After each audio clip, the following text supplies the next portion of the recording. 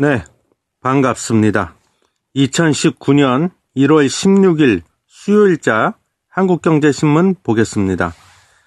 증권면으로 가겠습니다. 증권면. 철강 업황, 바닥 신호, 땡땡땡, 포스코, 현대제철, 반등. 주요 철강주가 새해 들어 모두 반등하며 산뜻하게 출발하고 있다. 미중 무역 분쟁 완화 분위기 속에 국내외 증시가 오른 영향이지만 철강 업황에 바닥이 보인다는 분석도 반등에 힘을 실어주고 있다. 15일 유가 증권 시장에서 포스코는 2.60% 오른 25만 6,500원에 마감했다. 네, 철강 관련 기사가 났네요. 그러니까 이 기사의 핵심 내용은 철강 업황이 이제 바닥을 찍은 것 같다. 그런 건데요. 일단 그 철강 산업에 대해서 좀 간략하게 알아보죠. 그 철강 산업의 이게 호황을 누리려면 다음과 같은 제반 여건들이 조성이 돼야만 하는데요. 두둥. 일단 첫 번째입니다. 전방 산업이 잘 나가야 됩니다. 전방 산업. 전방 산업이라 하면 건설 산업, 조선 산업, 자동차 산업, 요걸 말하는데요. 요 산업들이 호황을 누려야 돼. 왜? 그래야 철을 엄청나게 갖다 쓰니까. 좀 구체적으로 보면은요, 조선 산업, 즉 배 만드는 산업이 하지 않습니까? 배 만드는데 철이 엄청 많이 들어가죠. 그래서 우리가 그걸 후판이라고 부르는데, 그 후판의 두께가 또 엄청 두껍습니다. 당연히 튼튼하게 만들어야겠죠. 그 다음에 자동차 산업은 또 왜 그러냐? 자동차 문짝, 예? 그리고 본네트에 본네트 뭐라고 표현을 해야 돼? 본네트 문짝? 그리고 트렁크, 예? 열고 닫을 때 죄다 철입니다. 예. 유리나 플라스틱이 아니잖아요. 예. 그러니까 이런 게, 그 다음에 건설 경기, 특히 주택보다는 토목 쪽에 많이 들어가죠. 예를 들면 교량, 다리를 건설한다. 철로 만들지 종이로 안 만들잖아요. 예, 그래서 건설 산업, 조선 산업, 자동차 산업 같은 전방 산업이 쭉쭉 잘 나가야 된다. 두 번째로요, 또 이 철광석의 가격이 내려가면 안 됩니다. 올라가야 됩니다. 왜? 그 제품 가격에다가 인상분을 반영해서 제품의 가격을 올릴 수가 있기 때문입니다. 철광석은 철강 업체 입장에서 보면 제로에 해당이 되죠. 예, 그렇기 때문에 그렇습니다. 단 용광로가 없는 그런 철강사들이 있어요. 중소형 크기의 쪼매나한 그런 철강 회사들. 이들은 용광로가 없습니다. 대신에 전기로가 있는데, 그래서 이런 철강사들은 이제 포스코나 현대제철 이런 대형 철강사들한테 가갖고요. 열연 강판 같은 반제로 제품을 구매합니다. 그걸 사다가, 그거를 이제 가공을 하는 거죠. 가공을 해서 예를 들면 아연 도금 강판이라든가 이런 거 같은 걸, 이런 이제 제품을 만들어서 파는데, 여기다가 원재료 가격 상승분을 제품 판매 가격에다 반영하는데 한계가 있기 때문에 그렇습니다. 그리고 끝으로 무엇보다 가장 중요한 곳이 하나 있는데요. 그게 어딜까요? 예. 중국입니다. 중국. 예. 왜 그러냐면 중국이 세계 최대 철강 생산국이기 때문에 그렇습니다. 그래서 전 세계에서 생산되는 철강의 거의 한 절반 정도를 차지하고 있습니다. 그렇기 때문에요. 중국에서 이 철강을 얼마만큼 생산하느냐, 그게 이제 우리나라 철강 업체 입장에서는 굉장히 중요한데요. 그걸 이제 상관 관계가 높다 그렇게 얘기를 하죠. 그래서 참고로 그동안은 중국에서 어마어마하게 철강을 생산을 많이 했습니다. 예? 철강 생산량을 엄청나게 늘렸었어요. 그러다 보니까 이제 이게 물량이 넘쳐나는 거죠. 그럼 어떻게 돼요? 철강의 가격은 당연히 떨어지겠죠. 공급량이 늘어나니까. 그리고 또 하나 문제가 뭐냐면 중국이 아무리 거대한 시장이라고 해도 이 철강의 생산량을 그렇게 늘려버리면, 무지막지하게 늘려버리면 그게 중국 내에서 다 소화가 안 됩니다. 소화 못 되고 남은 철강들은 다 어디로 가겠어요? 그게 이제 우리나라로 흘러 들어온다는 거죠. 그래갖고 이 어마어마하게 싸지는 거죠. 철강 가격이 이제 곤두박질 치는 거죠. 엄청 싸지는 거죠. 그래갖고 물론 뭐 우리나라에만 이게 풀리는 건 아니고 이제 전 세계적으로 이제 이게 다 흘러 들어간다 이거죠. 전 세계 철강 쪽으로. 그러다 보니까 이게 전체적으로 철강의 가격이 뚝뚝 떨어지는 현상이 있어 왔습니다. 그래서 우리나라 그 대표적으로 포스코나 현대제철 이런 데서 이제 고전을 면치 못하고 있었는데, 그래서 중국의 생산량이 중요하다. 철강의 생산량이. 근데 여기 지금 신문 기사에서는 이제 철강 업황이 지금 바닥인 것 같다. 왜 이렇게 말을 하냐면 그 근거가 중국의 철강 업체들이 이제 감산을 시작했다. 그리고 철강 가격을 올리기 시작했다 이거예요. 예. 그래서 감산이란 말 뜻은 뭐야? 생산량을 줄이긴다. 예? 그 말은 뭐야? 공급을 줄인다 이거잖아요. 공급이 줄면 당연히 가격은 올라가겠죠. 예.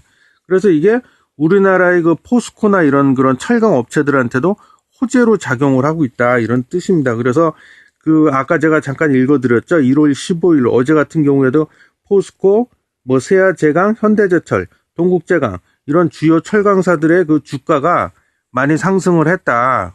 그 상승한 이유가 이런 이유 때문이다. 그래서 감산을 하려면 어떻게 돼요?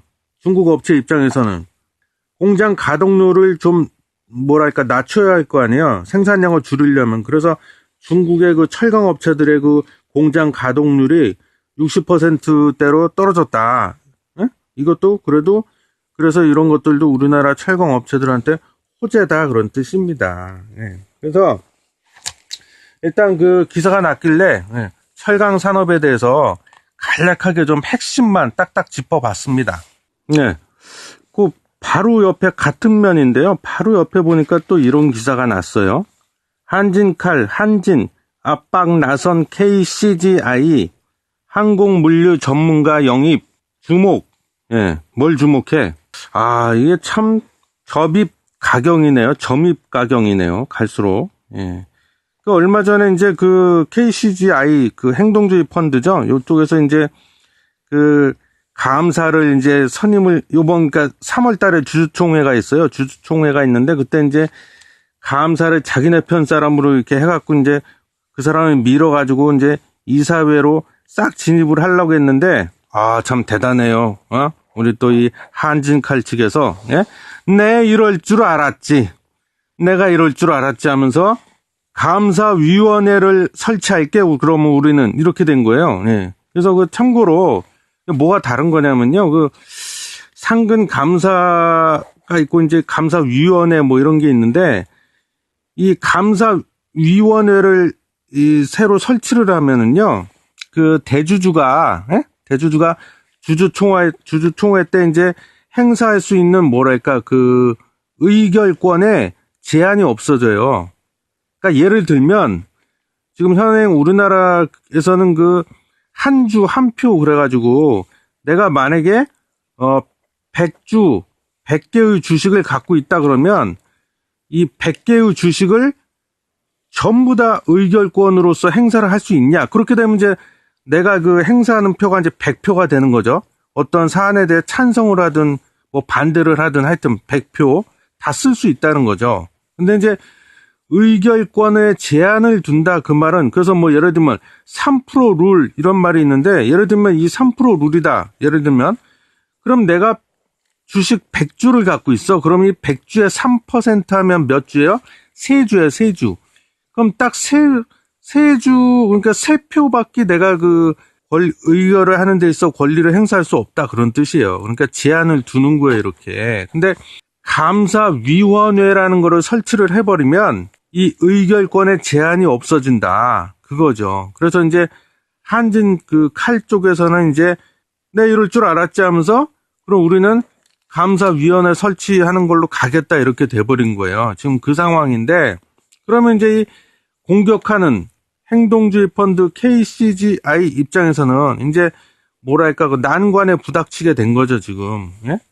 여기 보니까는 어떤 그 전문가를 새로 또 얼마 전에 그리고 그 한진 택배 아시죠? 한진 택배. 그 한진 택배를 운영하고 있는 그 뭐 물류회사라고 해야겠죠. 그 주식회사 한진의 지분도 일부를 매입을 하더니 거기에 이어서 이제 오늘 난 기사에는 보니까 또 사람 전문가를 또 영입을 했어요.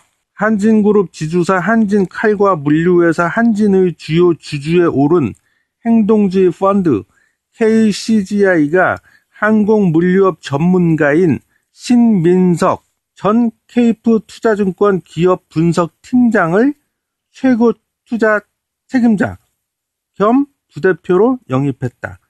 신 부대표는 지난해 비상장 자회사의 기업 가치를 재평가해 한진칼의 주가를 끌어올려야 한다는 내용의 보고서를 작성해 KCGI 행보에 어떤 영향을 미칠지가 주목이 된다. 그렇죠. 이분을 영입한 이유가 있을 거예요. 좀 보면은 아까 얘기했잖아요. 감사위원회를 우리는 그럼 설치할게 이러는 바람에 좀 이게 좀 타격을 받았어요. KCGI가. 그래서 그럼 이제 어떻게 해야 되냐 앞으로 근데 이거는 계속 변함이 없을 것 같습니다. 주주의 가치를 끌어올릴 수 있는, 즉 주주 친화 정책을 내놓으라고 계속 압박을 할 겁니다. 그래서 그거 가운데가 뭐냐면 일단은 생각해 볼 수 있는 게 그런 거겠죠. 지금 일단은 한진 쪽에서 갖고 있는 비상장 회사들이 있습니다. 비상장 회사. 예를 들면 칼 호텔 네트워크스. 전국에 한 3군데에 있는 걸로 제가 알고 있는데 호텔 사업도 해요. 그다음에 정석기업, 그다음에 토파즈 여행 정보 이런 비상장돼 있는 그런 회사들이 있는데 그런 회사들의 이제 가치를 재평가해라. 이렇게 나올 수도 있고 아니면은 이거는 지난번 제가 타 방송에서도 얘기했던 건데 이 비주력 주력 별로 그다지 이렇게 그룹 전체에 있어서 중요성이 높지 않은 그런 회사들의 자산의 일부를 매각 즉 팔아라 이런 식으로 이제 제안을 할 수가 있다는 거죠. 그래서 지난번에도 제가 말씀드렸습니다만 아까 얘기했던 칼 호텔 네트워크스라든가 이런 전국에 한 3군데 정도 있다고 했는데 호텔이 운영하고 있는 호텔을 다 팔아라. 쓸데없이 뭘 그거를 이렇게 나올 수도 있다는 거죠. 그래서 제가 보기에는 아마 이 항공물류 전문가인 신민석 씨를 이렇게 영입한 게 아닌가 그런 생각이 듭니다. 근데 요거는 일단 올해 3월에 주주총회가 있지 않습니까? 그래서 그때를 일단 좀 지켜봐야 될 것 같습니다. 일단 이렇게 해서 오늘은 그냥 짧게 해갖고 2가지 기사 정도에 대해서 좀 털어봤습니다. 그래서 오늘 순서는 여기서 마치도록 하겠습니다.